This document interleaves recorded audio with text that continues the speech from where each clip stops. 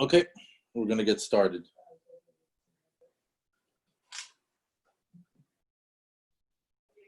Okay, Be'ezat Hashem, Na'aseh v'Natzliach.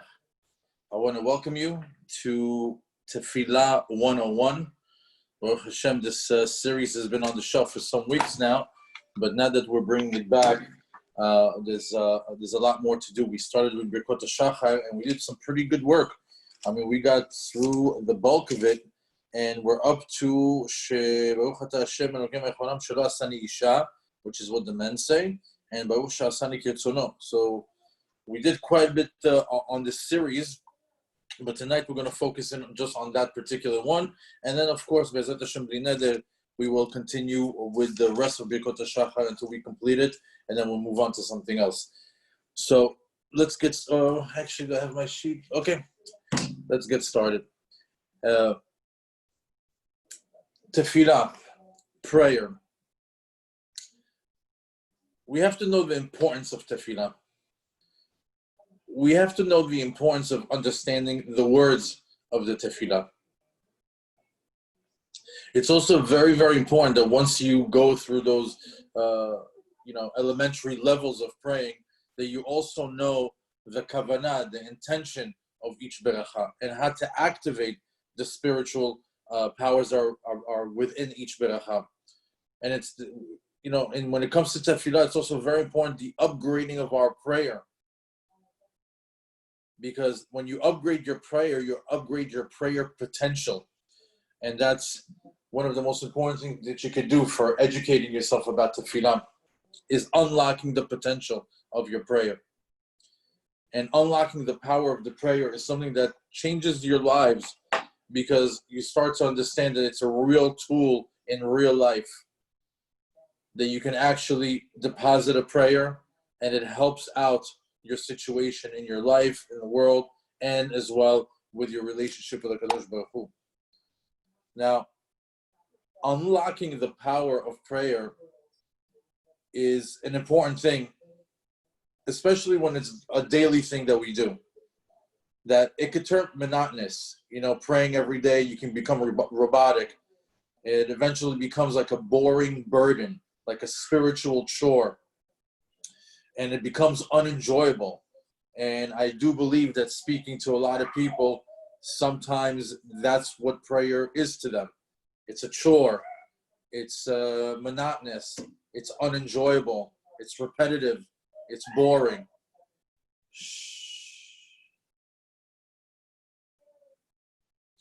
But when in reality, all our successes, both physical and spiritual, come from speaking to God through prayer. And that's why Tefilah 101, this class that we've been doing, is such a great tool, because it can take your monotonous daily spiritual chores, let's call them, and bring them to life. And it'll allow you to understand the words, understand the Torah concepts, help you connect, and help you reach that spiritual potential in your prayer. And through your prayer, that spiritual potential that we're all trying to achieve can definitely be opened up through Tefilah, amongst other things, such as learning, such as acts of kindness, such as many different things. There's 613 ways that allow you to connect to Kadosh Baruch Hu. But one that a lot of people, including myself, have found as an amazing tool to connecting to Hashem is through prayer. Because once you understand and then you know how to get plugged in. And once you know how to get plugged in, which is at the right time, at the right day, at the right prayer, and to give the proper intention and proper kavanah and the proper beracha, then you're using it as a tool. You already now know how to use the Tefilah properly, because you know what to think, you know what to visualize, you know what to recite, and also when you recite the words of your Tefilah, you already have a feeling for them. It's not that typical prayer where you are just swallowing up words and you are just going through 200 pages in the morning and another 150 pages at night, that you know where to stop and you know when to get plugged in and when to have the proper intention. We've been studying Birkot Hashachar, which is the basics. It's the beginning. It's the beginning of our day. And each blessing has a tremendous amount of spiritual abundance.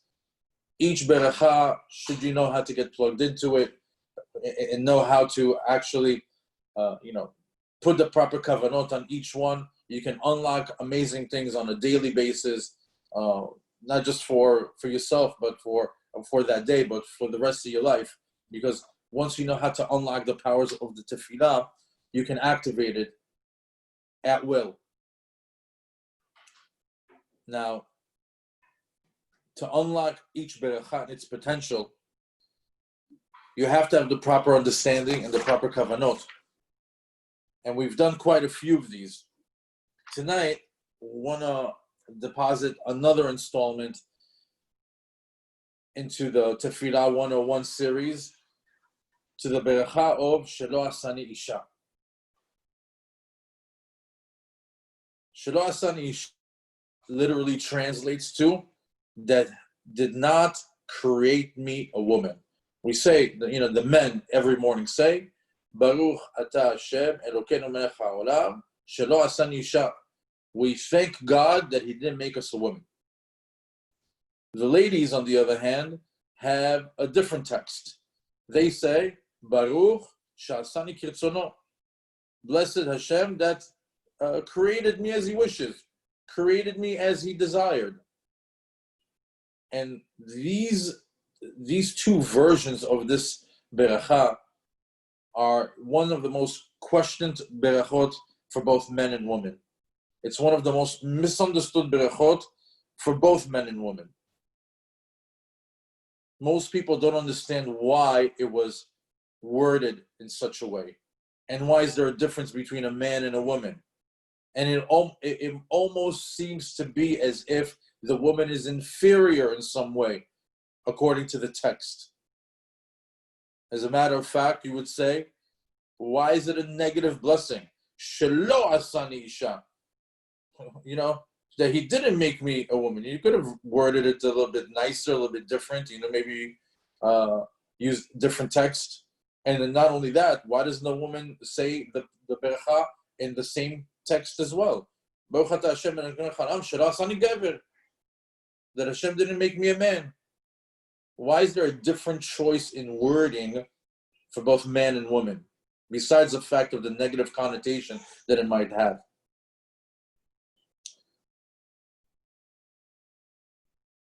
Furthermore, even if you want to be exacting on the text, Baruch Shelo Asani Isha, Baruch Shelo Asani Ish. She could say the exact same thing. So, when we say Shelo Asani Isha, right?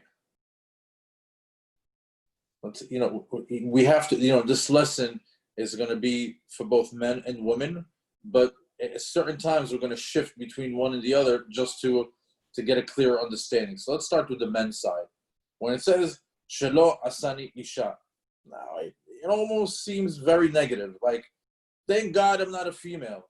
Thank God I'm not a woman. Shelo Asani Isha. And the woman is like, oh, thanks for making me this way. Thank you that you made me the way that I am. And you should know that in certain sidurim, the women don't even say Baruch Ata Hashem. The Sephardics don't even say it as a blessing.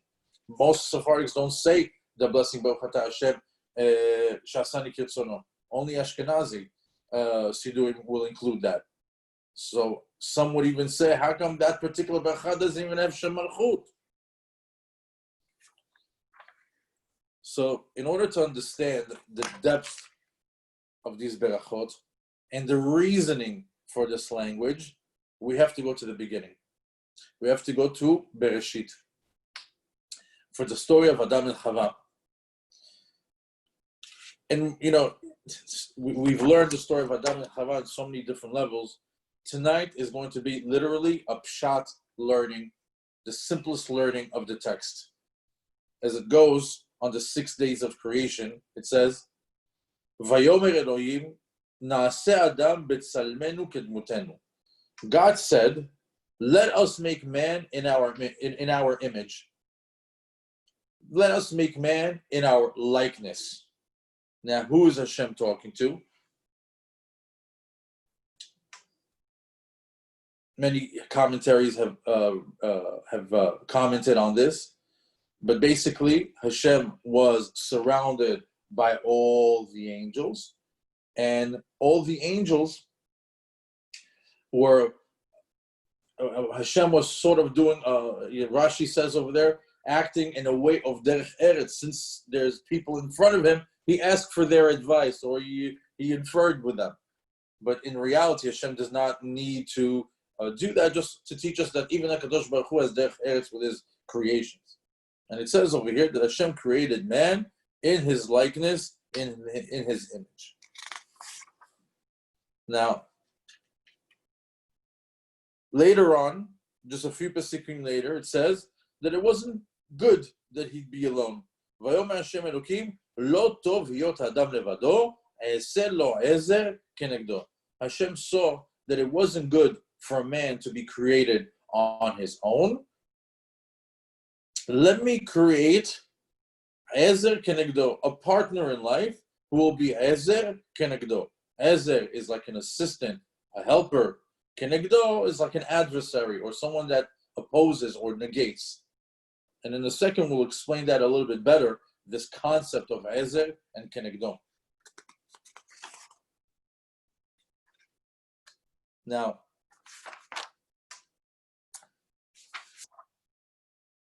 maybe we'll learn the Pesukim now before we continue, just so we can refresh the story of Adam and Chava.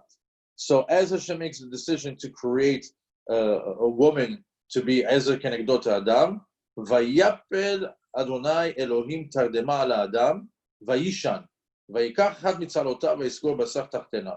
So Hashem put Adam Arishon in a deep sleep, and while he was in a deep sleep, he took one of his sides, famously known as the rib of Adam, and he took from that rib and he created a woman from that rib.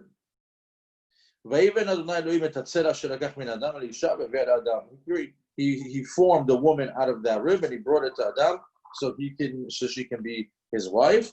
ויאמר אדם זאת הפעם עצם מעצמה הבשר בשרי לזאת יקרא אישה כי מאיש לקחה זאת.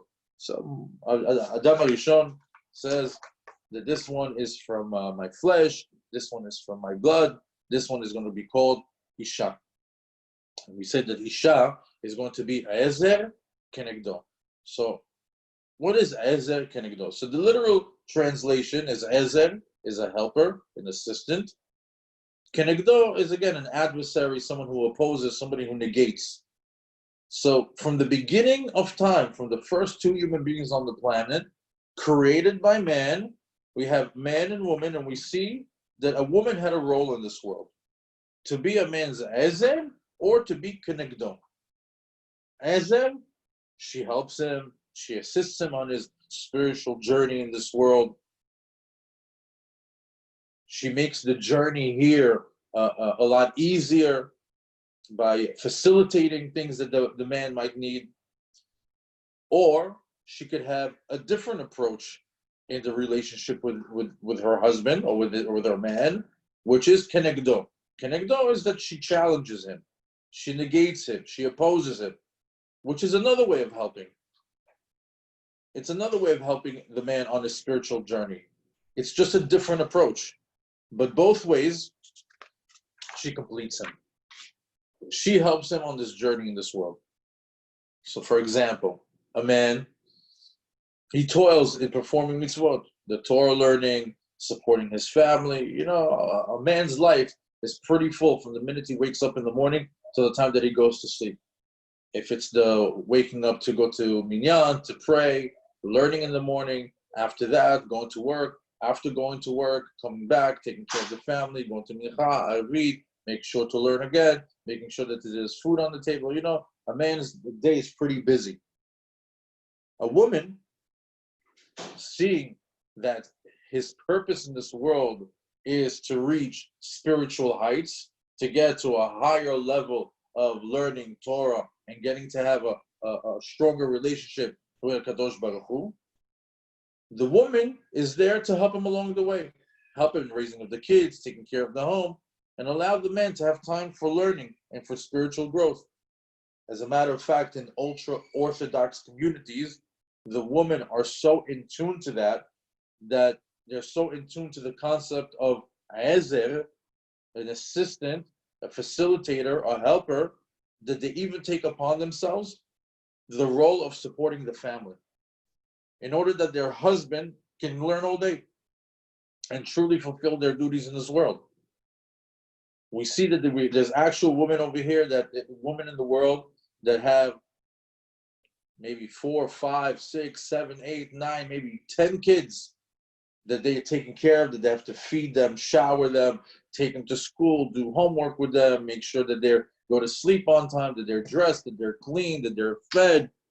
So many that they're that they're going in the ways of the Torah, taking them to school, picking them up, taking them to the doctor, filled. And besides that, they still go to work in order to earn a living. In order for what? To support their man on their spiritual journey, so they can fulfill their ultimate tikkun, so they can get to the highest level of a relationship with the Kadosh Baruch Hu. So could you imagine this concept of Ezer Kenegdo? Now, we have to focus in a little bit more on Bereshit in order to understand the dynamics of men and women in this world. In the book of Eiyov, it says that man was born to toil. Ki adam la'amal yulad.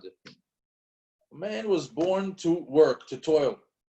He needs to perform mitzvot, to reach spiritual heights, learn Torah all day, or at least nowadays, the rabbis even gave us an amazing pass. Even if you just learn 2 hours a day, an hour in the morning, an hour at night, it's acceptable. But a man's purpose has always been to learn Torah, go in the ways of Hashem, etc., etc. Ki adam la'amal yulad, and we know the amal and the amal el amal Torah. So, the toiling is the toiling of the Torah, not necessarily to go to work all the time. And by doing that, by toiling in Torah, only this will be the way he will be to fulfill his purpose and obtain his tikkun in this world. And the women are not required to the same spiritual service. As a matter of fact, nashim pturot mitzvot shazman ge'aman. We see that women have a different requirement. Any mitzvot that are bound by time, the women are exempt. For example, a woman does not have to put on tefillin in the morning, or wear tzitzit during the day, or sheka lulav in Sukkot, or even Tefilah. She's only required to do 1 Tefilah a day, not like us, the men that have to do 3. And why is that? Well, one, practical, again, on the pshat level, they're so busy taking care of the kids, taking care of the home, and so maybe she's even has a job. How can you throw on the plate also to do all these mitzvot, right? But in that way, nothing will get done. But on a higher spiritual level, women don't need all the mitzvot like men. They don't need all that work to reach spiritual heights, because women are on a higher level in the ruchaniyut naturally. The way God made them, they're already on a much higher spiritual level than men. We can say that the woman can reach the top floor much faster than men. They are already on level 100. Very easy for them to get to the top spiritually. And men need to work themselves up from the ground floor. They need to work themselves up to the top floor. It's not so easy. They have to work. They have to do mitzvot. They have to perform mitzvot. They have to pray. They have to do so many different things in order to get them to that level. As a matter of fact, there's a beautiful chidush from Rabbeinu Bachye. I heard this from Rav Ben Zion Mutzafi. something beautiful. It says, Adam HaRishon, when Hashem created Adam HaRishon, HaKadosh Baruch Hu, Nityaetz im HaMelachim, he went to get advice from the angels. He says, let us make man in our image, in our likeness, right? When he made the Chava, he didn't go back to them and say, what about Chava? What about the female? How should we make her? Hashem just created her. And the way that he did it, just like we just read, Adam HaRishon went into a deep sleep. He took one of his ribs, and he created her from this one rib. And why a rib? Since we're on the subject, why would HaKadosh Baruch Hu take that specific body part and not from a different place? Let's say take it from the head or from the eye or from the ear or from the hand. Why specifically from the side of the rib? So if HaKadosh Baruch Hu would have taken from the head, then she would be like a rosh memshala, sholetet. She'd be too controlling. She'd always want to be the head, and that's not good. So Hashem didn't take from the head.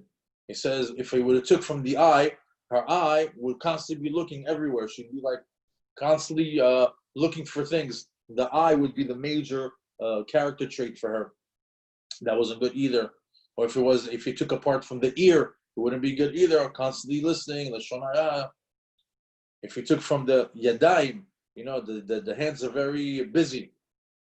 Yadayim askaniyot. So we see what's yadayim askaniyot? That she'll be super busy all the time with different things that might take away her attention from being ezer kenegdo. If he took a piece from the leg, she'd be walking away all the time from him. So why it would take tzela? Because the rib is something that's taken from place that's tzanua. It's modest. It's hidden. It's not visible. And the reason why he took it from there, so the woman can be tzanua, that a woman should be modest. And when he took that rib, lo yityaetz im af echad, he didn't take any advice from anyone. And that's why the woman, when she says the beracha, Baruch Asani kirtzono, HaKadosh Baruch Hu knew specifically this part, and that's what's going to make it. He didn't need to ask anybody or anything, even though that Hashem never needs to ask anybody. But even on the side of the eretz that he did with man, he didn't need to do that. And that's why when a woman says Baruch Asani kirtzono, Hashem made me the way that he desired, because HaKadosh Baruch Hu was very precise and direct in the way he created Chava. Another interesting thing that can be learned about Adam and Chava, the rib was taken from Adam to create Chava while he was sleeping. And you should know that when we are sleeping, the person is in a much higher spiritual state. Why is that? Because the head, the thinking, is on a much higher level. Bashena Adam yoter ruchani. When a person is sleeping, he's way more spiritual because his mind and his neshama go to very high places. When a person is awake, he's more gashmi. He's more into the worldly, more into the physical, more into the material. You see, as soon as we're up, we're already working, phone calls, emails. So because she was taken during the time where he was sleeping, which is a more spiritually high time, more of a spiritual. That's why she's now a spiritual being. That she's a higher spiritual being, because of the time that she got created is while the man himself was on a higher spiritual level.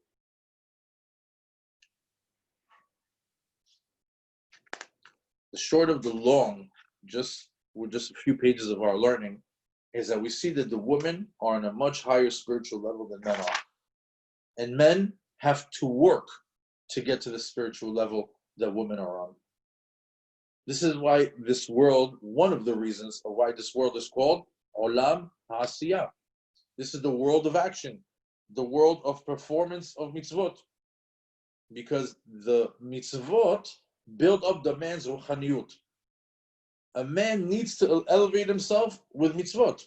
That's why he's been put in Olam HaAsiyah, where a woman is naturally more perfected in her spirituality. thusly, doesn't need to do as much to reach spiritual heights.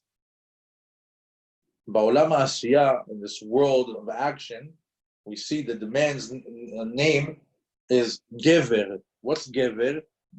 Literal translation, man. But it comes from the concept of Gever, כי הוא צריך להתגבר על התאוות ורצונות העולם. He's a Gever because הוא צריך להתגבר. He has to overcome all the desires and all the things that he chases after in this world. And in this world, we see there's so many things that people go after. The top three: sex, food, and money. Those are the top three that everybody's chasing. But there's so many different things in this world that a person has to overcome. Gever, why is it called a Gever? Because it's his job in Olam HaAsiyah, in the world of action, Lidgaber, to overcome the lustful desires of this world. And that's what the Isha, Yoter Metukenet, she's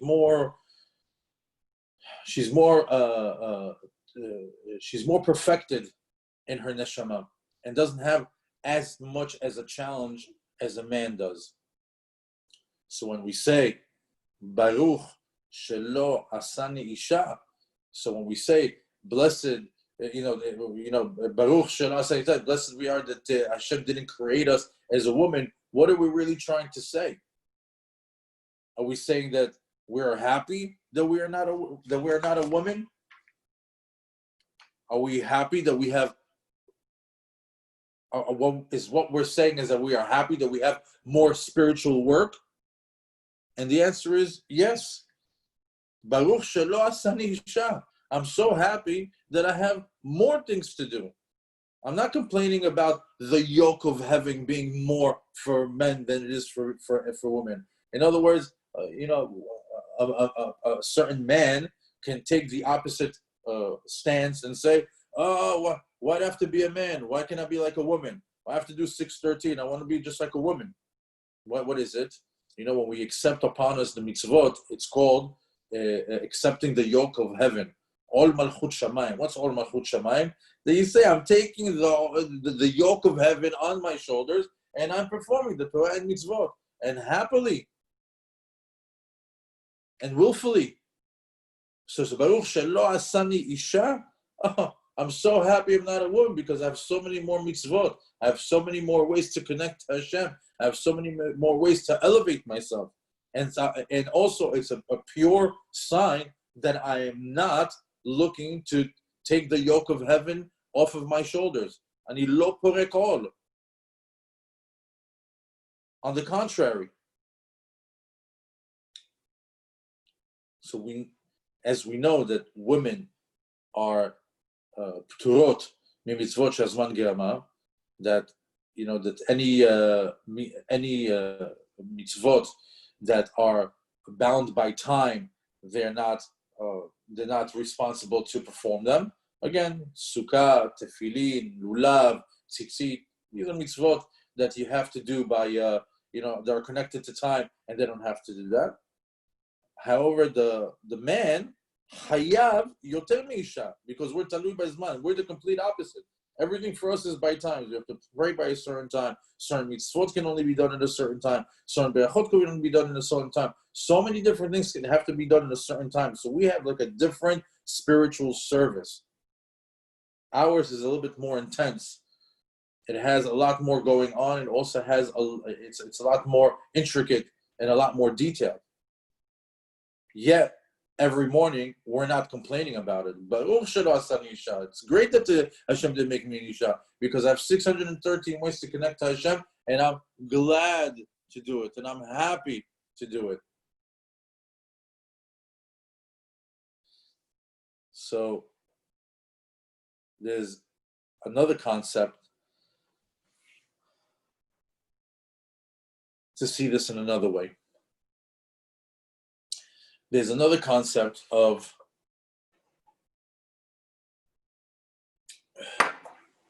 Gadol HaMetzuveh Ve'oseh Mehalo Metzuveh Ve'oseh. What does that mean?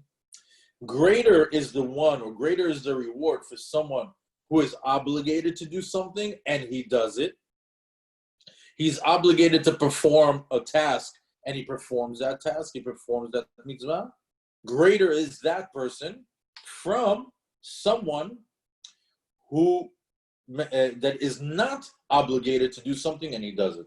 So, for example, we could say, who do you think has a better reward in the heavens? A guy that is not obligated to keep Shabbat. Let's say we have, my next door neighbor who's not Jewish comes, knocks on my door and says on Saturday night, I kept the entire Shabbat. Nobody told me to, but because I love God so much, I kept the whole Shabbat. Wow, that's very lofty. It's incredible. Or imagine he comes back and he tells me, I've been keeping kosher. Everywhere I go, I eat only kosher food. Wow. He's not even commanded by it. He's just doing it out of the love of God. Wow, that's incredible. Right? But how about this? How about the other guy, the Jew, that he's commanded to keep Shabbat and he keeps Shabbat?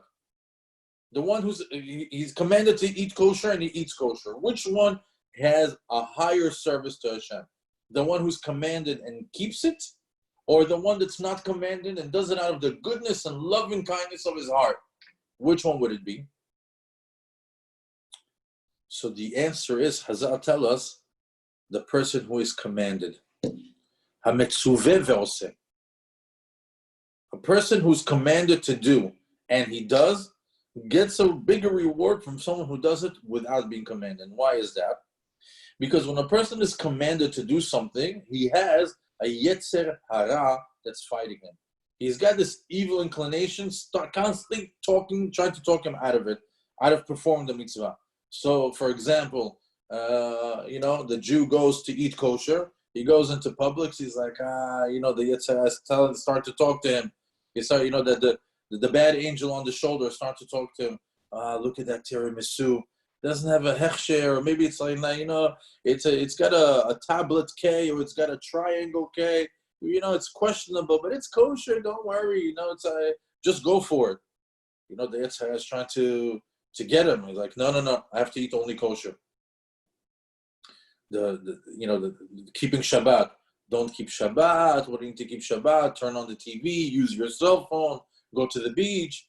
No. I have to keep Shabbat. Why? Because the guy that's keeping Shabbat with a challenge, everywhere he goes, every Shabbat he gets a challenge. Every meal it's a challenge. Every supermarket trip is a challenge. That guy is the Metzuveh ve'oseh. He gets the bigger reward. As opposed to someone who does a mitzvah when they're not asked to do it. I think the classic example is a child. I think if you really want to see it a little bit better, when a child, you ask him to clean the room. As soon as he asks him to clean the room, you get a lot of resistance. I don't want to do it. Later, tomorrow, why me? I didn't make the mess. Somebody else made the mess. You know why? Because you told him to do something. But if you didn't tell him to do something, he comes, cleans the room, which one is better? Obviously, the time when he was told to clean the room and he had this whole challenge and he still did it, obviously was a bigger challenge. It's a bigger challenge when he does it with resistance and he does it than when he does it on its own. Even as adults, we don't like to be told what to do. So a man that has 613 commandments, it's a great challenge and he gets a great reward because he is Metzuveh ve'oseh. Imagine, every day you got 613 mitzvot that you need to perform, and you have a Yetzirah constantly trying to talk you out of it, trying to talk you out of it. And you are fighting him and winning and performing the mitzvot. Great is the reward of the Metzuveh ve'oseh. And that's what we say to ourselves, Baruch Shelo Asani Isha. Thank you, Hashem, for this challenge. Thank you, Hashem, that I have this evil inclination that tries to talk me out of it. Each battle, each time that I am able to win a battle with him, I get higher and higher and closer to you. The woman doesn't have that same thing. She doesn't have such a great challenge because she doesn't have so many challenges like mitzvot shazman germa, like the men do. There's another way to see this. There's a story. I believe I heard the story from a Rav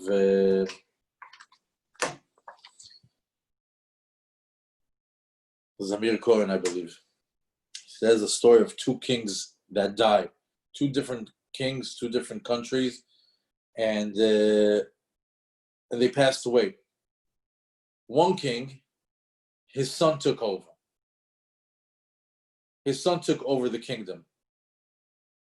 And the second king didn't have any sons.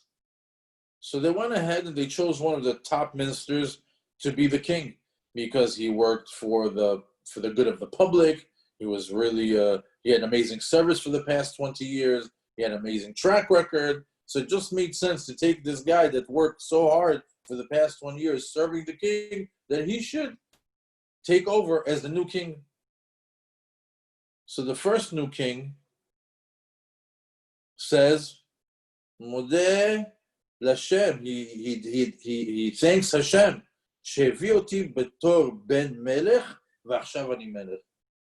He says, thank God that I was born to the son of a king, and now I am a king. That's the first one. The second king says, then the second new king says, Modeh Lashem, I'm thanking Hashem right now, שלא הביא אותי לעולם כבן מלך, אבל לפי עבודתי אני מלך.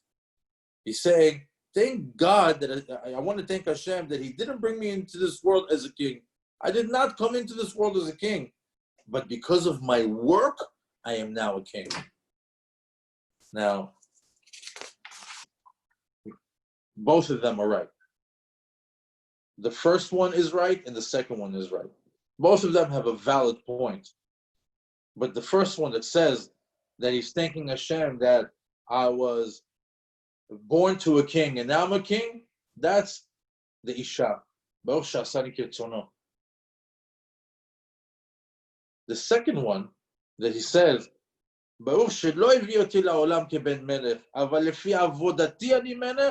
that's the beracha of the man. Asani Isha. Why? Because he worked for it. You worked for it. How did you become a king in this world? How did you go up to the heavens and show them the service that you did for Ad 120 Shana? You worked hard for it. And you say, thank you, Hashem, that I wasn't born with a perfect neshama, or with an elevated neshama, and I had to work hard. And I got there, and I was able to get there. I'm glad that I did. Another way to even crystallize this even a little bit more is when a person gets rich. People are way more impressed when someone becomes rich from a rags to riches story. You know, we're like, oh man, this guy was nothing. Now look at him now, super successful. Or, you know, like, or from hard work. Oh, this guy, I remember him, used to, you know, work from the morning until midnight and double shifts, and he went to school, and he, you know, like a real success story. People love that type of story. When a person was able to make it from rags to riches or from hard work, you know, people are more impressed with that as opposed to someone who just inherits his money. This guy, his father was rich, his grandfather was rich. This guy was born into money. That's the man's prayer. It's more impressive when you're coming from behind and you're able to perform. That you don't have such a high elevated neshama and you're still working on it and getting there. Men have to work up to their spiritual level. Men have to work up to the spiritual level that the women are on. We have to work ourselves to get to their level. That's why when we say, you know, the few Birkot before Shelo Asani Isha, what do we first say? We say, Shelo Asani Goy. Shelo Asani Goy. What's Lo Asani Goy? Why are we thanking Hashem that we weren't born a Gentile? Because they are also on a different spiritual level. They're on a much lower level of neshama. They don't even have certain parts of the neshamot that we have. They're a very lower soul level. And we thank Hashem, I'm not a goy. If I was a goy, how can I reach the levels that I'm looking to seek in this world? The following beracha is what? Baruch shelo asani aved. Why do we think Hashem that we weren't born as that Hashem didn't make us a slave? because a slave has no mitzvot. He can't reach any spiritual high level he's not commanded to do anything. He's working for somebody. He's somebody's slave. So thank you Hashem that I'm not an avid. Why? Because I can't reach any spiritual heights that way. And when we say Baruch Shelo Asani Isha, what are we thinking? Another way to look at it, Hashem, thank you that you didn't physically make me a woman. Why? How can I deal with what a woman deals with daily? I would never be able to reach my spiritual heights. Imagine if I have to deal with the kids and the house and the pregnancies and the menstrual cycle and all the different things that women go through. How would I be able to reach any of those heights? Baruch Shelo Asani Isha. And when a woman says, Baruch Sha'asani Kritzono, that Hashem made me the way that He desired, the way that the way that He willed, she's already on a high level. She doesn't need as much fixing as a neshama of a man. No, this is a disclaimer to all the women that are listening. You're not so perfect. All women have a tikkun. It's just that you can achieve it faster and with the neshama that you've been given. Baruch Hashem, every single woman has come from a very high source in the heavens of the neshamot. They come from the side of Binah, and over there, the a woman that's born with Binah, they're able to reach the higher levels on a much faster pace. But it doesn't mean you're perfect. You just have that potential. You too need to activate that in your life. You too need to make sure that you have that available as a tool that you activate, that it's not laying dormant in your life. As a matter of fact, we learned from Abraham Avinu and Sarah, where Hashem instructs Abraham to listen to all Sarah tells him. Kol asher tomar lecha Sarah, shma bekola. Imagine, Hashem tells us, everything that Sarah tells you, listen to her. Why? Because the woman's role is to be ezer kenegdo. Her role is to either be ezer, to help him, to assist him, or kenegdo, sometimes to go against what he's saying, to go against what he's thinking, because she's already in tune to something higher and better, and she negates him, but at the same time, it's all from Hashem.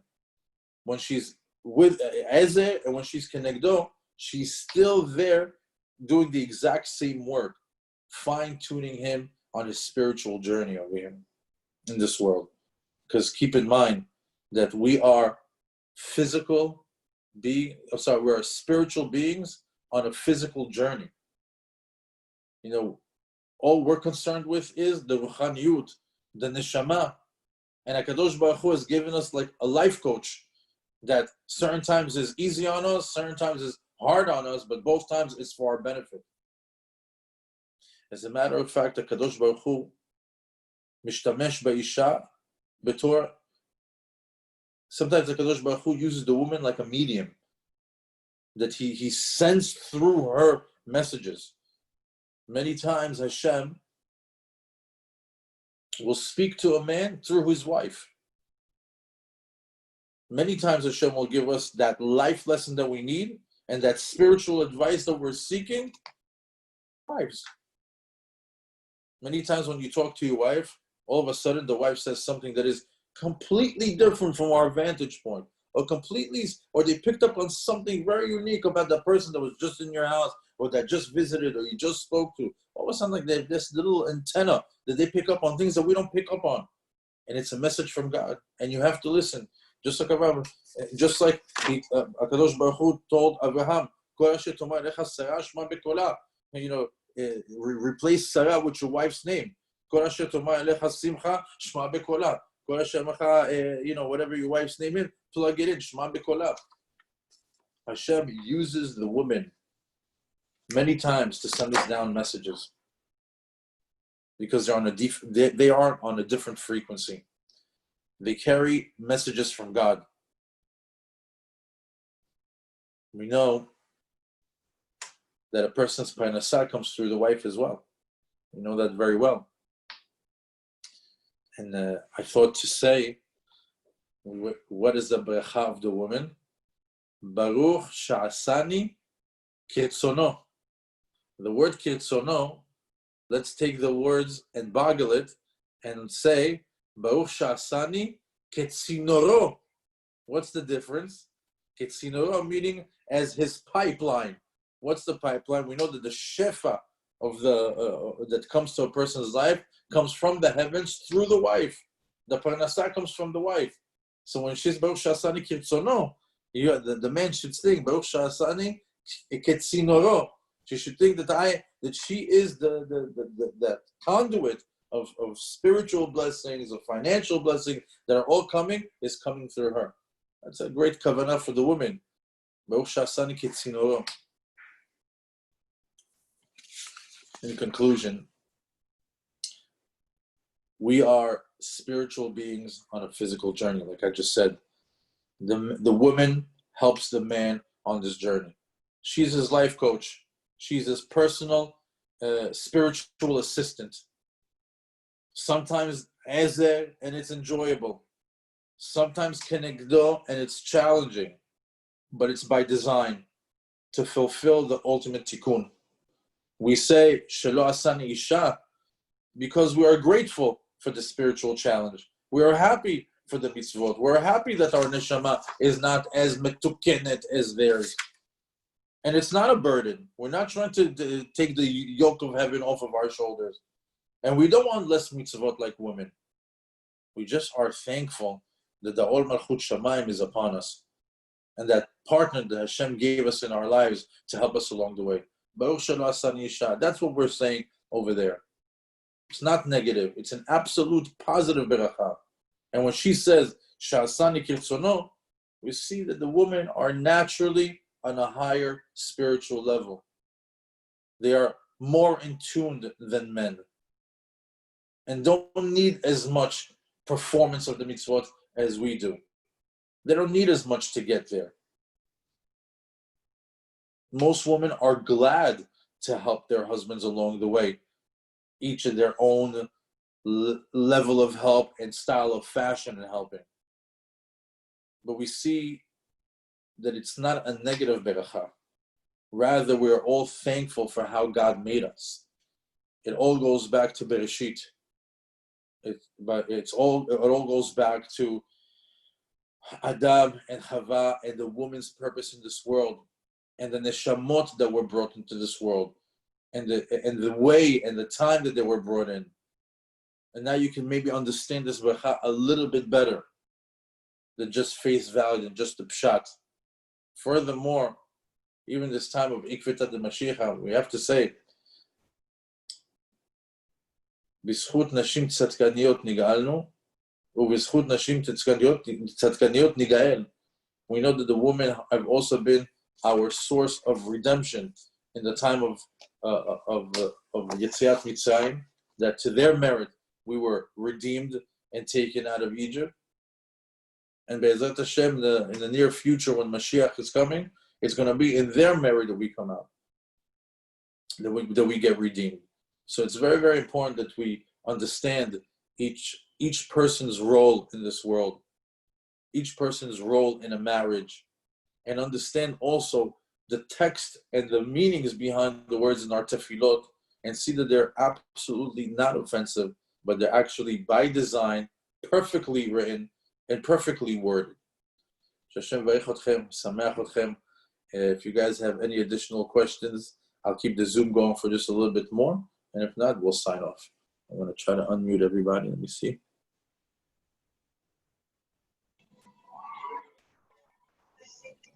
Yes. Great class. Hey, let's see what we got here. So we got the classic, happy wife, happy life. So they say. They do say that happy wife is a happy life. That's just taking everything that we learned into a bumper sticker. You just want to make sure to see that you have success in your life. Make sure that the wife is happy. If the wife is happy, you're going to have a happy life. But I want you to say something, Sharone. you know what I find, like with myself, I can only whatever, but that's why I'm sort of like, I don't have enough gavuram. You know, I never disciplined my children really, and they always laugh at me because they used to always like be more like this free spirit kind of parent. And because I felt if they need it, they'll be okay. But I kind of didn't really discipline them a lot. And I mean, and they're great, but every kid is different. But I always felt like, of course, everybody projects. So I thought like when someone tells me to do something, like that's what you were saying, it makes you not want to do it. If they're authority, like I have a problem with authority. That's the answer. And that's so when I was raising my kids all the time, I'm like, you know what? I want them to want to do it on their own, and not if I start telling them, you know, if you want someone not to do something, tell them to do it, right? So it's almost like reverse psychology in a way, you know. But what you're saying is so true, like about Shabbos and about going, and then let's say you're somewhere and you're looking at the Hashachar, and I'm also like, okay, it's vegan, it's gluten free, so it's no Hashachar. What could be in there? And Exactly. and then I'm thinking, also made in a plant that has shellfish and gelatin, and there's even gelatin in. People don't understand that if you go to a halal thing, they have like Pop-Tarts. Pop-Tarts have pork in it. Have tripe because they use gelatin. So you know, so in a Muslim store, I guess we don't have them in a kosher store because it's not kosher, but because you never ever know what's in it, you know, and that's a hard thing. Like when you're not around in a kosher area and you want to buy something in a supermarket somewhere, and you know who knows. So imagine when you're going through that, and there it is in the supermarket or or on Shabbat, whatever the challenge may be. That gadol mitzuveh ve'oseh. Right, but that's really brilliant. That is exactly the point of here. So that's why a man that even if you're going to say, oh, we have a neshama that's not as lofty as the woman, but at the same time, that challenge gets us there and possibly to a much higher level. Yeah, probably. Yes. So that's something that's kind of, that's something I really didn't really know before. You know, so it's really, really great. Thank you. Thank you. I see we have some New Yorkers over here. We got Noam, we got Lior. What a surprise. Very good. We got Canada over here, Avraham. All right, guys, I want to thank you for tuning in. Shabbat shalom. Shabbat shalom. And Be'ezrat Hashem, next week we'll continue. Thank you so much. Thank you very much. Shabbat shalom.